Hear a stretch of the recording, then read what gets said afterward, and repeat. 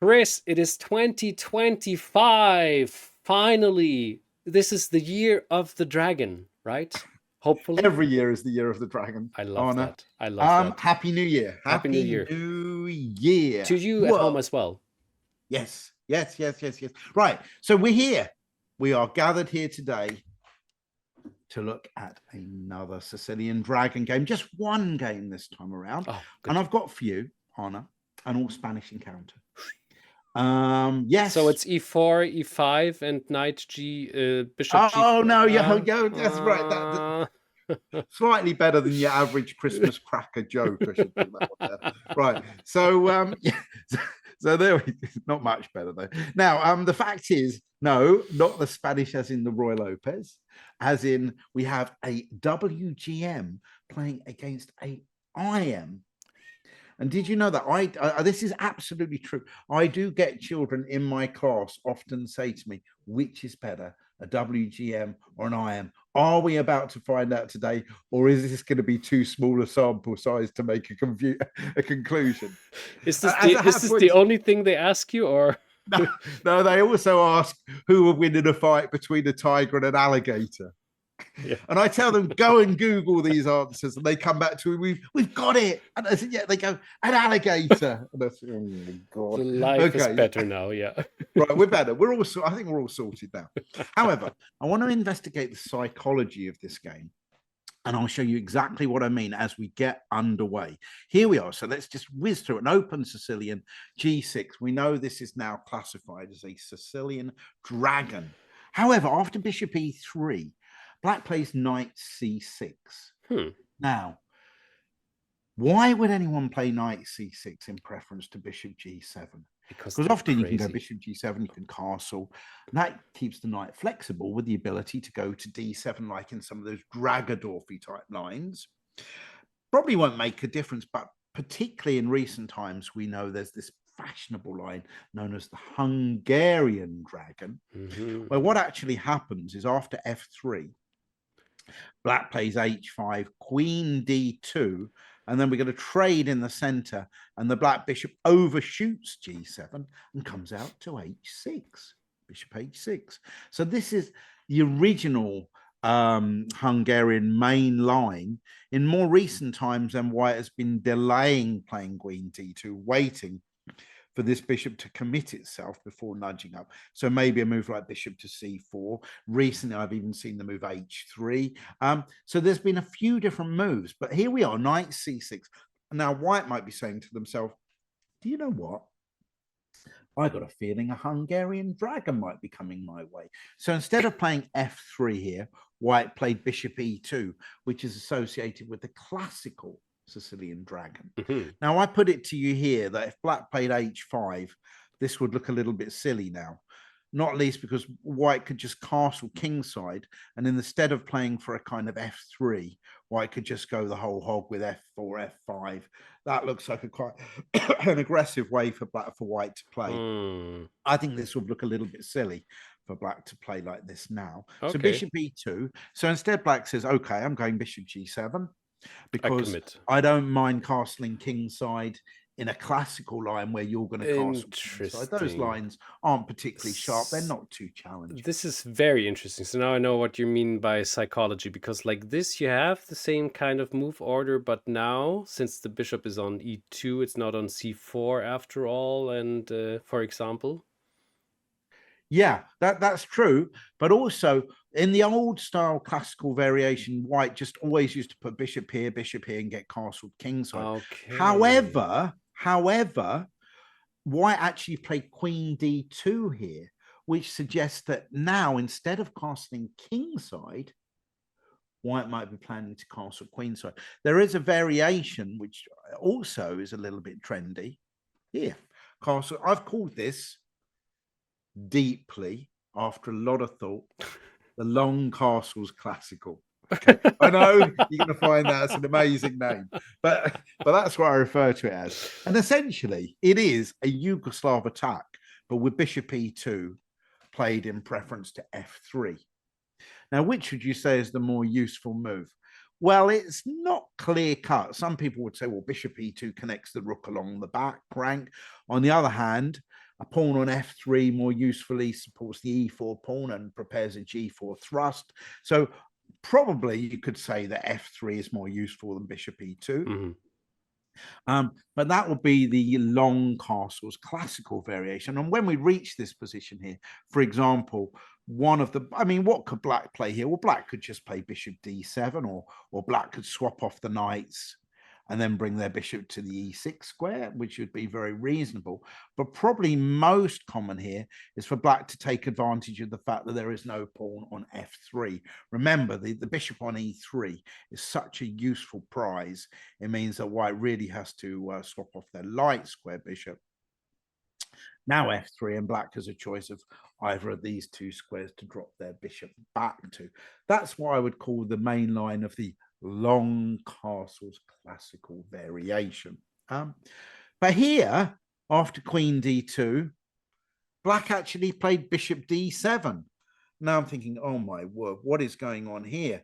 And what is clear with this move is black is planning on delaying or deleting entirely castling kingside. They are not prepared to commit their king to the kingside just yet. They're going to keep their options open. Bearing in mind, white can't actually play a move like bishop h6 until the situation around the knights in the center has been resolved. So bishop d7 was played. However, although you could argue this is less committal, you could also argue it's slightly more committal, because now it doesn't make sense for black to play knight g4 in the future now, because they've already moved their bishop once and they would have to move it again. So there's quite a few things to consider here. I would suggest that in this position, probably white should go ahead with their main plan then and just castle queenside, but castling kingside is absolutely possible as well. Instead, we see something completely different as white just goes straight with h4. Now, playing h4 suggests to us that now we're definitely not going to see castles kingside. That would be pointless to be doing that. Would leave Ludicrous. Absolutely ludicrous. But either way, white said, well, if you're not going to castle yet, I'm not going to castle yet, and I'm going to get on with the move h4. Now, should black do anything about that? I would claim yes, black should do something about the fact that this pawn might advance to h5, because if that pawn gets to h5, that is an awkward pawn. Why is that awkward? Well, it's awkward because white has the ability to take on g6 anytime they want to. And of course, with black not having castled, the pawn could just advance to h6 and the bishop would only have f8 to go to, which is not an ideal selection. So I think after h4, it makes perfect sense now for black to do something about that. And h5 was played. Huh. I doubt black spent too long over that move. And now white played f3. So we've kind of gone around and around. We've ended up with kind of a Yugoslav attack formation. White hasn't yet castled. Who's benefited most from this? And I would actually claim probably black has benefited the most, because for a couple of reasons. First of all, bishop e2 has been prioritized when probably would need not be prioritized. And it looks to me as though black has just played one of the delayed castle systems against the Yugoslav attack. However, this pawn is still back here on g2. Now, just look at that. I did say I was going to talk about this in a little bit more detail, and I'll give you an example here. So, for example, if we return to the normal dragon order, f3, if black was going to do a non-committal castling one here, and a delayed castling, if you'd like here, castles queenside, and still not castle kingside here, what they might do is they might play with rook c8 and planning knight e5. But then what happens is white gets g4 played. So this pawn at least makes it all the way to g4. And it means later, should black play h5, for example, after white plays h4, then at least this pawn can come down to g5. But if we return to what we actually have now in the game, this pawn is not going to make it to g5, because it's got to get through G4 first, of course, which is well monitored by the black pieces. So we have something completely different here, but I would say that black should be quite happy with their position, quite a comfortable position here for black at the moment. But we're still in the opening. Naturally, then black plays rook c8, so they're just going to do things with their other pieces and not commit their king to castle and kingside just yet. So what should white do here? So it's not going to be acceptable to play g4 at this stage here. Of course not, because black has not castled. I would argue, or I would suggest, that white should just simply have castled queenside in this particular position. Just get on with it and say to black, what are you going to do next? What would black have done next after castles queenside? Again, I'm saying they're not going to castle kingside. They're going to delay. So they might play, for example, knight e5. They might even look to be playing a6 and b5 or whatever. Slightly slow play on the queen side, but again, they're not getting mated on the king side because their king is in the middle of the board. So probably castles queenside, but instead white played knight d5, Oopsie. which is not a ridiculous looking move, because it's like white saying, well, hang on, if you're going to keep your king in the center of the board, then I might like to open up the e file to get my rooks coming down the e file. But of course, white hasn't yet castled himself yet. White hasn't castled himself. Of course, herself is playing with the black pieces. Here we go. Now, what happens is very interesting stuff. Knight takes d5, pawn takes d5, knight takes d4, bishop takes d4. And now an interesting move by black. Any suggestions for black's moves here, do you think? An interesting move would be maybe... No, it's not a good... I don't know if that is a good move. But bishop h6 comes to mind. Bishop h6, yeah, I like the idea. Thinking, I would do previously, you could say outside the box, but given there's a Hungarian dragon floating around, that I think that's not a bad consideration at all, Honor. Yeah, good idea. Another idea would be to now commit to castling, because maybe it is solid enough to hold against g4 and whatever comes there. But actually, on second thought, I don't think that's the I best love the way you go like round and round the whole argument. Yes, I do. Okay, and there's one last idea which doesn't work either. Okay, now I have it. What about king f8? I thought you really did have it when you said you had it. King f8.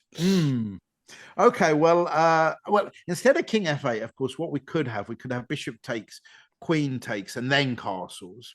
That would mean, for example, this pawn is attacked here. White's got their attacking, maybe something like c3 to stop that. Queen a5. This game would be, I think there'd be equal chances in this game here. Like you mentioned before, maybe White's going to have g4 at some stage, but probably black can look to swap off the queens, maybe if need be, with queen c5. No? Okay, well, I'm glad actually that you've not got it, Honor, because I'm going to give you a little bit of time to digest this move.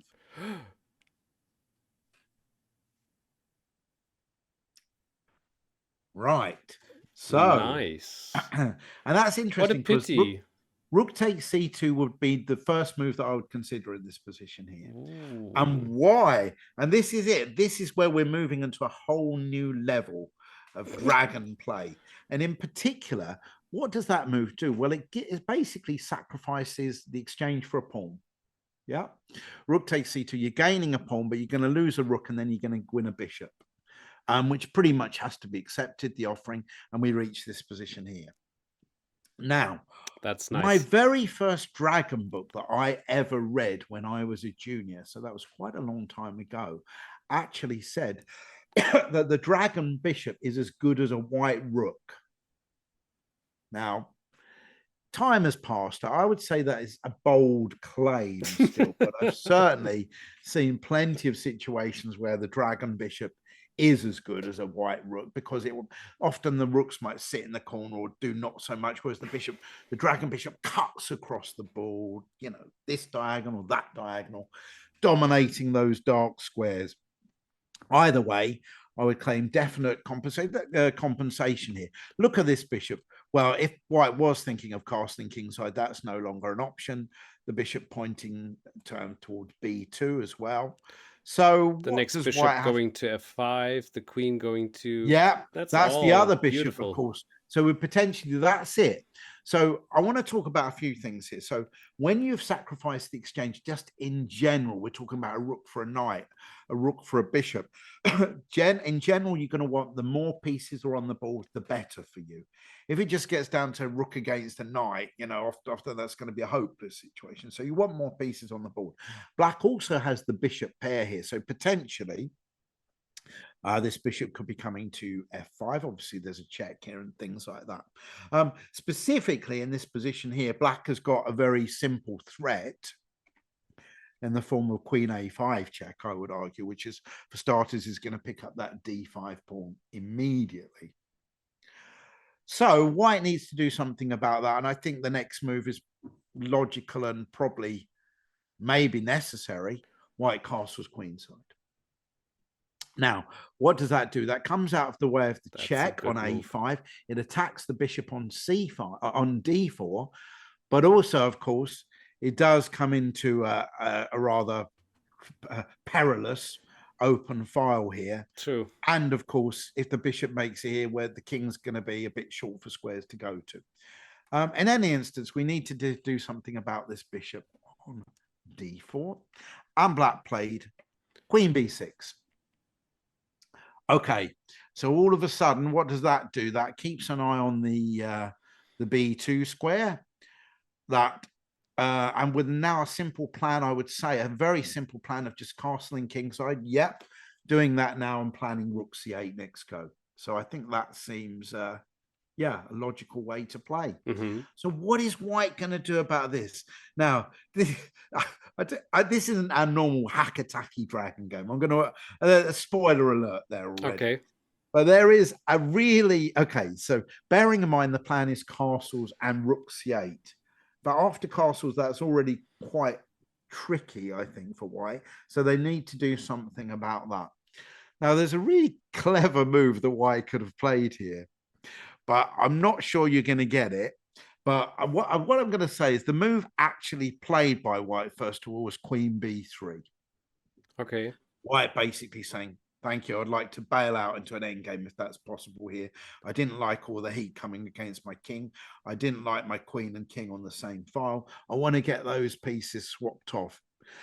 There is another really sneaky move that White could have played here. I'm just going to put it on the board. Can I it just look, yeah. You're going to make a guess. Yeah, I want to make a crazy guess again. It's king d2. That's what I love about your guesses. They are crazy. So wait a minute, let me guess that straight. So hang on, let me just talk you through that. So for example, suppose I then played queen b4 check. Queen b4 check, yeah. Where, or even queen a5 check. Where were you planning on moving the king to next, actually? Back to cd1, maybe. So okay, so you're going to go. So you were hoping for a draw by repetition. I think each year or each month, my chess skills are fading away slowly. Right. Okay. So yeah, probably queen a5, king c1, and maybe I could take on d5 or something. Let's like forget it. Oh yeah, let's get the right move on. Here's the move that they could have played. Look at this: bishop b5. Wow. That is a very interesting move. So you look at that and say, are you nuts or something? Doesn't that just give away the bishop? Well, first of all, obviously it stops Black from castling and rook c8 because bishop takes bishop on d7 would stop that. And the point is, if we now take it with the bishop on b5, then there's a check on c8. We're forced to swap off the queens here. And then the white rook can take that bishop on d4, which I think would be, I think this would be nicely in White's favor now. It's exchange for a pawn. It's just the more pieces have come off. Not so sure about this. So bishop b5 definitely would be a candidate. So I think in that case, the idea, let's talk about the idea, because you're saying surely that doesn't work because I could even give a check and then take that. But the idea is if that check happens, king b1, Still, we got the problem with taking here. But if we go queen takes b5, queen c3 now as the move. Walking these Oh, two. And again, I think this time round, I think, yeah, queen takes e3 is going to be fine. And finally, but I suspect black would just take this. Rook takes d4 and castle. stop. I need Yep, to, go, I go, need whoa, to, whoa, whoa, stop. yeah. After queen d4. No, Uh, wait, after attacking queen c3. Queen c3, sorry. yeah, okay. All right, okay, here we So go. Queen. yeah. So what about check on f5 with the bishop? Yep. I'm guessing I'm going to have to go here. And okay, I wanted you to take the rook, of course, but that doesn't make any sense. So I'm sorry, I saw ghosts, and I apologize. I just. Well, no, it's okay. Two bishops is still quite okay. So it's Damn still it. quite neat stuff here. So, so I think after queen takes b5, rook takes castles. I think this would be approximately equal chances. You can see here, there's a few more. There's still some pieces on the board. The king's still a little bit vulnerable on the c file, and that bishop's coming to f5. So undoubtedly, black has a pawn and some counterplay here for the exchange. So I don't know whether white just didn't. It wasn't an obvious move to spot, to be fair. So maybe equal chances after bishop b5, but instead we have queen b3, offering for an endgame. And people are going to say, really? I don't come here for endgames. But I think it is worthwhile discussing this particular one because, again, it's an endgame where black has sacrificed the exchange, albeit for a pawn. Still, we have two bishops and a very dominant dragon bishop controlling the dark squares. This is where I think a decision needed to be made by black. I'm not sure they made the right decision, but still things weren't too bad anyway. Where should we move the bishop? Should we keep on its current G7, B2 diagonal, or should we change? So in this position, I would say, okay, you can give a check on E3, sure, then the king moves. Is that really a gain or not? The bishop has to move something. I would argue that there's a choice of those two squares to go to. And the reason is, if you drop the bishop back to f6, you're basically keeping it on the normal dragon diagonal, but you're eyeing up that h4 pawn to keep that rook on h1 a little bit honest for the time being. But I feel that what is really going to be of most interest to white is still a couple of moves away, but I think the c file is going to be of most interest to white because that's where they're going to want to get some activity for their rooks. So they're going to want to move their king, rook c1, rook c7, invade that way if they possibly can. So I feel that actually bishop c5 is perhaps the best move here, after which I slightly prefer black in this endgame still, just because I think white is going to struggle to get any good rook activity. On the other hand, you could say, well, yeah, but how's black going to get their rook activity now? Yeah. And I think one possibility now is that the rook can come to g8, and maybe black can go g5 with the idea of activating the rook down here. That would leave the isolated h5 pawn, but there will be pressure against g2. And don't forget the bishop on c5, whilst blocking the c file, also controls the g1 square. In this game, black chose bishop f6, which basically keeps an eye on the h4 pawn. Right, what are we going to do for white? Well, white, a few sensible moves follow. White played bishop d3, probably to challenge for this diagonal here that black was set on putting his bishop, but also maybe coming out of the way of the e file. Here, again, an interesting decision for black. Should black just castle and bring their rook to c8, or should we go for that rook g8 plan anyway? I didn't like the Rook plan that much, to be honest, but because it looks a bit scary to me. But it's probably that's why it's the right move from my Well, let's chess. investigate scary. Why does it talk about that scary? So I word? don't like the idea that h5 will be vulnerable after that, because the plan is clear. It's going to be g5. If we take, the rook takes back. We cannot take, as white, we cannot take h5 yet, but okay. I mean, we can hold everything together. I mean, let's have a quick look. Maybe the king can even, yeah. Supposing we had king b1 or something, I don't know, just to get the c file Sure, for the sure. rook g5 takes, rook takes. Yep. Mm. So we all agree that pawn's a little bit weaker here. On the other hand, this pawn is targeted and this pawn is targeted. Yeah, I mean, it's, speculating to accumulate, I suppose you could argue. If we actually, it's a slight muddle, but if we could get that pawn here without the rook here, then the bishop is, of course, protecting that Oh, pawn on h. certainly, yeah. As it happens in this game, black did choose to just castle. Hmm. Not a bad move. And king b1. So now this was obviously my main concern, which is the c file is where it's going to happen now. And what do I not like about that? I didn't like the fact that the rooks might get traded off on the c file, because I think from black's point of view, they really want to keep the rooks on the board if they're going to have any serious winning chances here. And that's why I think I would have preferred that rook g8 plan myself. On the other hand, of course, this rook is maybe itching to get down here, of course. The other rook, of course, if it's going to move from h1, they need to take time out maybe to protect that pawn on h4. Or maybe not, maybe just sacrifice it. Black played rook c8 here. I feel probably, it's funny that having just castle, but maybe black should have just moved the rook somewhere else. Yeah. And then actually just brought their king over straight away, which seems very weird that you just castled. Here I am again. I'm back. Hope you didn't miss me. Exactly. But at least you managed to switch the rook somehow. Exactly. So yeah, so maybe that's a possible way for black to play, because what happened was rook c8, and I can only assume that the idea from black was after rook c1, black planned on playing rook c5. This is what I think, which of course attacks this pawn here. But now if white takes, then d takes c5. But you know what? I still believe, I don't think there's not really many winning chances for black here. I'd say this is probably heading for a draw. White could still try to get some activity. b6, keeping that rook at bay, but maybe b4, leaving the h pawn there, but trying to break through on the queen side. So in general, I don't think that's such a, maybe a draw, but I think I didn't like that way of playing. Funnily enough, and here, of course, now we have the psychology of who's actually playing for a win in this game.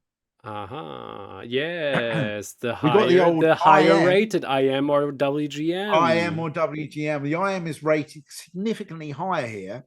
So maybe White's thinking, no, I want to win this game. I don't want to go rook c1 and take on c5. I think that's probably just a draw, what have you. And White plays b4, which basically takes the c5 square away from the black rook.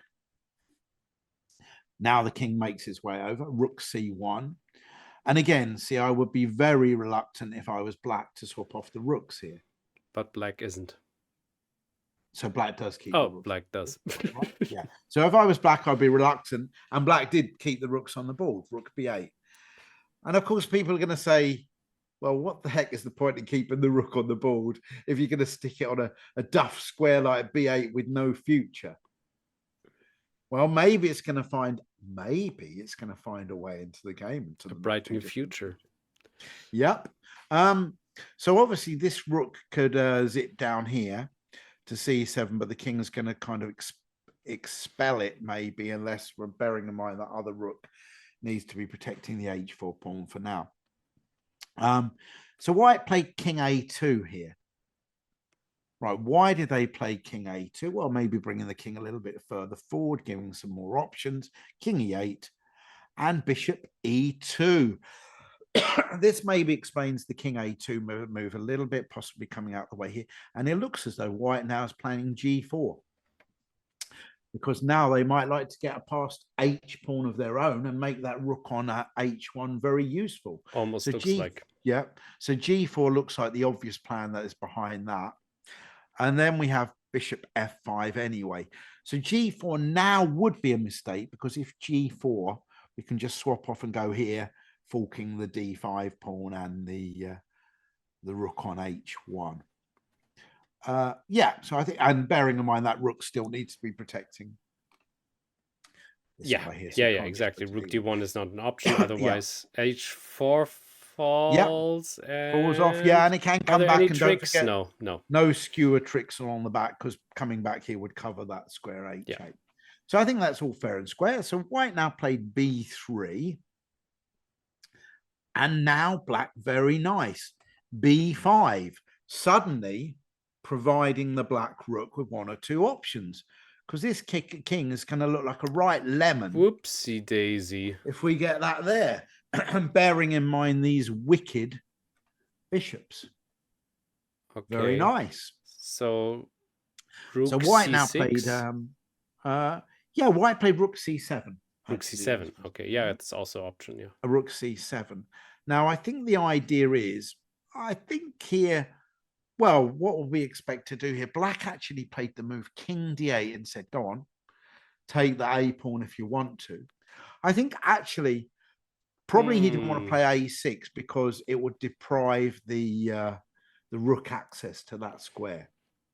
Yeah. But for example, even this isn't ludicrous, because after rook c6, a very funny move, bishop c8, and all of a sudden we're coming here and taking that pawn. Bearing in mind, supposing g3 now to protect this bishop b7. If white says, ha ha, take that pawn if you want to now. And white black will say, well, why do I need to take the pawn? I'm just going to trap your rook with my other bishop. Ooh. Oh, that would not look quite so good. So we have rook c7, and black now says, go on then, take that pawn if you want. And now white gets cold feet here a little bit, I think. They didn't want to take that pawn on a7. I suspect they were worried that now rook c8, and finally black would be the one taking control of this c file with this king the trick. looking a little bit worried. Probably we should have had that anyway. Bishop takes b5, check, king here. What on earth is going on here? This is potentially crazy stuff. This pawn's attacked. There's potential for a bishop check followed by a discovered attack that might threaten a mate on the a file. But on the other hand, if white can get the ball from under his feet out of the way, then maybe those b pawns might move down the board. Crazy position, I think. King d8. So white now played rook c6 and said, no, I'm going to keep that c file under control. I don't want you getting any action there if possible. And black says, well, where are you going to move to now? Still, decision time for white. Does he switch to the a file and allow black to get the c file for his rook? Her rook, sorry, apologies all the time. Or does the rook remain on the c file to prevent the black rook from getting the action there? Well, white chose to keep control of that c file. But now we're getting a little bit of fun. The rook coming up to b6, actually, suddenly, checkmate is threatened by rook a6, king b1, bishop back to f5 check, and the rook's going to make an inevitable checkmate there on a1. So white now had to deprive the bishop of that f5 square. Check, king here, check, king here, check. Wow. A lot of progress in those last few moves. And this is why I think this is only reiterating why when you sacrifice the exchange, it's so important to keep that other rook on the board. Likewise, if you win the exchange in a game of chess, generally speaking, you want to swap off your opponent's remaining rook. So rook here, check. Now, where on earth should this king go to now? Well, not that many choices. But I think we can see if the king goes backwards, king d1, then after bishop b2, this is particularly annoying because where can this rook go to? If it leaves the back rank, there's going to be a skewer over here. And after rook to b1, bishop c3, I think there's really big problems here for white, basically, with this rook check on d2. So the king had to come up, king d3, up into the middle of the board here. Is it going to be okay in the middle? Certainly now the concept of a check on f5 is not going to be very appetizing from a white perspective. Here, black traded pawns on g4. I don't think that was really required, but we'll see what happened. Pawn takes g4, pawn takes g4, and now the rook came to b2. Wow. Attacking b3. What do we do about that? So the question is this: what should white do about that? And I think there's pretty much narrows it down to a choice of two moves, either rook b1 or bishop d1. Anna, what would be your gut instinct if you'd found yourself groveling in this position here from a white point of view, based on everything I've just recently been saying? Oh boy. Now, let's talk about rook b1. What's the obvious downside of rook b1 is you might potentially be losing that h4 pawn after a swap. True, but yeah. Question is how much it is in draw territory after that as well, right? But yeah, you would lose a pawn, but you still have two bishops against the bishop and the rook. I mean, black wants to get a draw, right? Forgetting this is a problem in chess in general, isn't it? As well, objectively, we're looking at it. So, yeah, probably I think White should be happy with the draw now. Do we think White's happy with draw in terms of position? But on the other hand, White might be thinking, actually, I outrate my opponent by 270 points. Should I be trying to win this game here? So it's a difficult one. Very difficult decision here.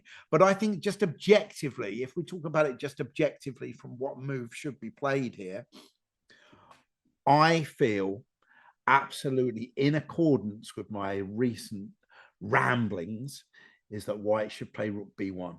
Definitely here. To try and get rid of that remaining black rook. So I think you should play rook b1. And I think there's absolutely no fear about rook takes. I think if takes, now White's going to have plenty of opportunities to try and activate their own rook. But even here now to get that, and if bishop f2, rook f1 will win this pawn here. So I actually believe that after rook b1, black should actually say, no, I think upon reflection, I should keep the rooks on the board. And the game will go on, but at least black keeps the active rook. Probably that's best. Don't forget, getting this past h pawn is not quite so easy with this bishop check available on the board. So I think rook b1 would have been fine for White. The game would have gone on. It would have been okay. Instead, White played bishop d1 greedily. Well, I may be hoping for winning chances, but this is too much because now this rook makes a real nuisance of itself. Rook g2, threatening, obviously, on one hand, just to win this pawn with the bishop, and also bringing another check into the equation. White played g5 now, the only way to protect that. But now look at these wicked bishop diagonals now that we have here and here, and the rook checks and all sorts of things. Bishop b2, and oh my word, how many squares are available for that rook? You can look left. You can look, well, you can't look right. We can look, it depends which way. And you can look straight forward. But all of these squares are covered. C3, C4, C5, C6, C7, C8. And of course, if B1, then the bishop check on F5, or C2, the bishop check on F5. So White thought, oh dear, what am I going to do about that? Well, I know what I need to do. Bishop F3, counterattack that rook so I can move away, but no, check. Oh my word. And the problem is now that king has to move and the rook is going to drop with check. So it has to go here. Bishop check. And now, of course, look at this.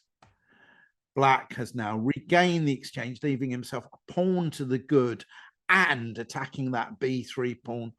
Must have been gritted teeth that White returned that bishop here. But now look at this rook. And that, look at, so key is keeping that rook on the board. And that rook is now making a complete nuisance of itself. White says, come on, please, can I finally get some? I had two rooks. I had twice as many rooks as you for most of this game. And I want some activity. And you can say, well, tough luck, mister. You're not going anywhere now. You're pinned to your bishop. And after King White tries to centralize their king, but then resigns at the same time because we know that or that is going to happen. Material down, game over. And on this case, the WGM underdog ruled supreme against the IM. Not bad. But hopefully that's been slightly educational regards the concept of giving up the exchange without checkmate, but even with an endgame, and the value of the dragon bishop as compared to a white rook, and what pieces you need to keep on the board to make it, to maximize its benefit. Chris, that was great. Yeah, very, very nice game. And thank you so much for a good start in 2025. My pleasure. Happy New Year again to our listeners, and look forward to seeing you again soon. Exactly. Bye-bye.